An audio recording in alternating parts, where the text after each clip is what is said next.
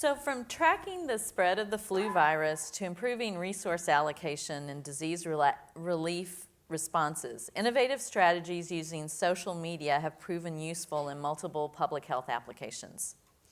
What other ways have you seen social media augment and enhance public health practice? Well, that's a great question.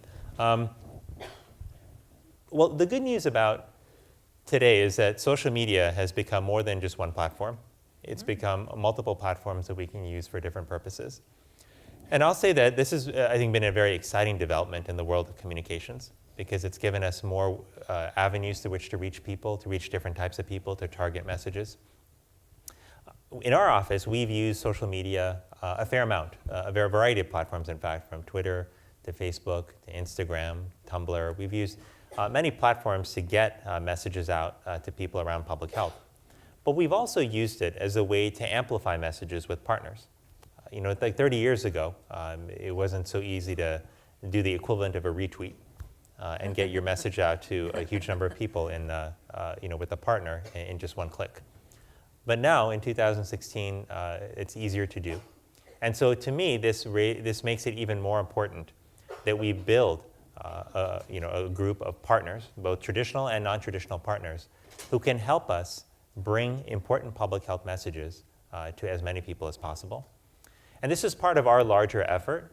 Using social media is part of our larger effort in the office to modernize how the Office of the Surgeon General communicates, recognizing that in this day and age, that we have to be creative about how we communicate, that we have to use different messages, different messengers, and different platforms to reach people, recognizing that not everybody gets their news and their information from a couple of channels or a couple of newspapers anymore.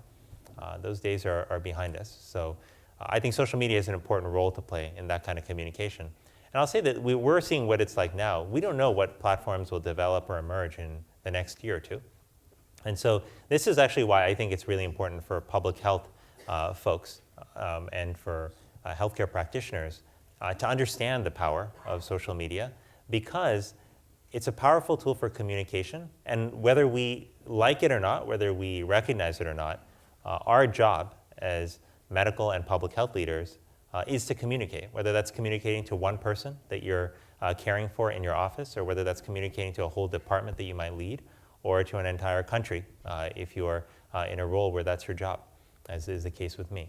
So we have to be familiar with these types of tools so that we can use them. And I've actually just loved seeing doctors and nurses around the country who have sprung up and become social media mavens, and who are now looked at by the media and by others as sources for information. And let me tell you, I would far rather have people who know what they're talking about disseminating information on social media than people who really don't have a clue about health, just spouting all kinds of opinions and passing them along as fact. So social media is very important for all of us.